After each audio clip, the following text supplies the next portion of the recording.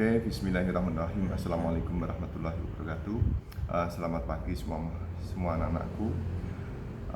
Alhamdulillah kita sudah sekian kali kita bisa dipertemukan walaupun dalam keadaan daring seperti ini. Tapi harapan kami tentu kalian tetap semangat, sehat, dan selalu belajar di rumah. Ya, moga-moga ilmu yang kalian dapatkan nantinya bisa bermanfaat bagi kalian pada khususnya dan bagi masyarakat pada umumnya. Oke, anak-anakku semuanya, kemarin Pak Arif sudah menerangkan yaitu perekrutan dan penempatan SDM. Ya, bagaimana langkah-langkahnya? Pertama, kemarin saya sudah menerangkan yaitu pertama adalah perencanaan sumber daya manusia. Ya, perencanaan sumber daya manusia. Jadi kita harus tahu jumlahnya harus berapa. Setelah itu dia harus memegang jabatan apa, yaitu disebut dengan analisa jabatan. Ya, dalam analisa jabatan ini kalian harus tahu job description maupun job specification. Ya, kemudian setelah itu sudah tahu jumlahnya, tahu jobnya, ya, kemudian ditempatkan di mana, baru kita melakukan perekrutan. Itu yang kedua. Ya, setelah perekrutan baik melalui internal maupun eksternal, ya, baru kita yang ketiga melakukan seleksi. Nah, dalam seleksi ini bisa menggunakan tes, ya, tes TPA, tes wawancara, kemudian tes akademis yang lain. Ya, setelah itu kita umumkan baru sosialisasi dan orientasi.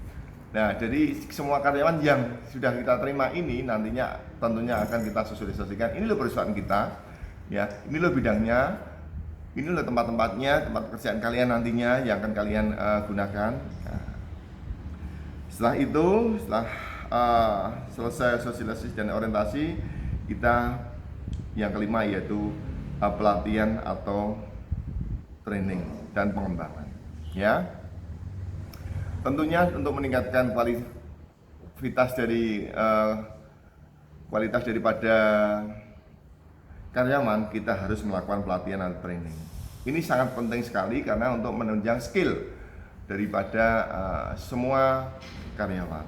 Kemudian yang keenam yaitu tentunya setelah ada pelatihan, kita tempatkan kerja, baru ada penilaian prestasi kerja. Ya, dalam penilaian prestasi kerja ini nanti akan dievaluasi, ya, apakah ini sesuai tidak, ini perlu promosi tidak, atau ini bahkan mungkin jenuh, perlu rotasi, ya, atau mungkin ini sudah maksimal sehingga tidak cocok ini kalau seperti ini, ya, perlu demosi. Masih mungkin setelah didemosi kelihatannya kurang produktif lagi, ya, itu langkah terakhir baru di PHK. Kemudian anak-anak semuanya, kemarin Pak Arif sudah menerangkan sampai penilaian prestasi kerja, ya. Ini Pak Arif hanya melanjutkan saja, yaitu apa yang dimaksud dengan promosi, rotasi, demosi, dan PHK. Jadi dari hasil penilaian kerja ini karyawan nanti akan dinilai bila mana karyawan itu memang prestasinya bagus, loyalitasnya tinggi, komitmennya bagus dengan perusahaan, maka secara otomatis karyawan ini akan mendapat reward.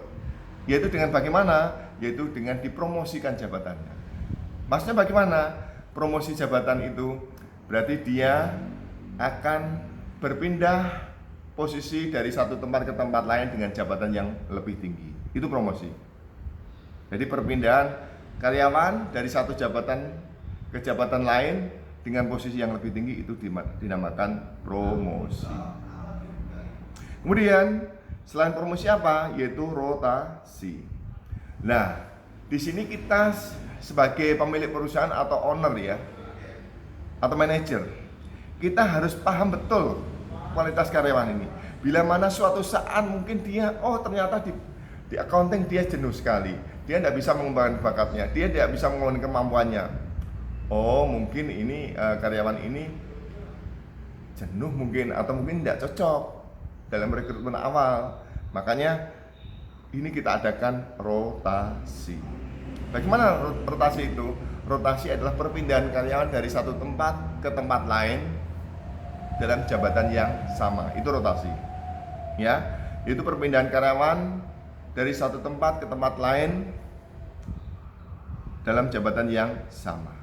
Kemudian seterusnya adalah tadi promosi, rotasi, kemudian yang ketiga adalah demosi.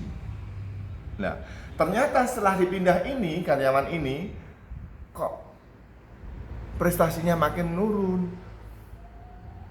kok komitmennya malah semakin berkurang, kok loyalitasnya tidak berkembang. Nah, ada masalah ini. Oh, ternyata ini karyawan ini mungkin sudah mulai malas ini, sudah capek dan seterusnya. Maka perlu diadakan demosi. Apa itu maksudnya demosi? Yaitu perpindahan karyawan dari satu tempat ke tempat lain dengan jabatan yang lebih rendah. Ya, itu demosi. Kemudian yang terakhir adalah PHK. Ya. PHK itu pemutusan hubungan kerja. Dalam demosi ini, setelah dipindah ternyata dia bermalas-malasan, masih juga dia tidak komitmen dalam pekerjaannya, dan masih juga dia tidak loyal terhadap perusahaannya. Nah, ini adalah jalan terakhir, yaitu dengan cara bagaimana?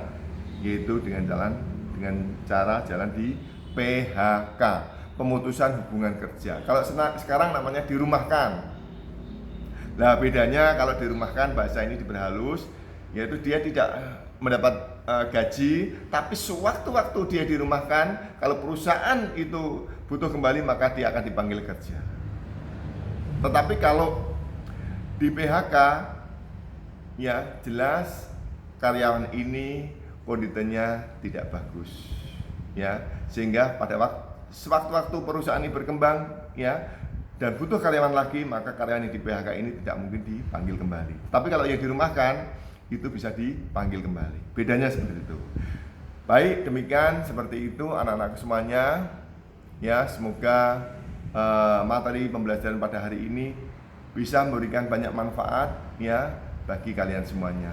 Yang jelas materi ini yang saya ambil adalah cuplikan yang penting-penting untuk kalian, ya, pengetahuan dasar yang betul-betul harus kalian pahami. Terima kasih. Akhir kata kami ucapkan Assalamualaikum warahmatullahi wabarakatuh. Selamat belajar. Sampai ketemu kembali di waktu yang lain. Terima kasih. Assalamualaikum.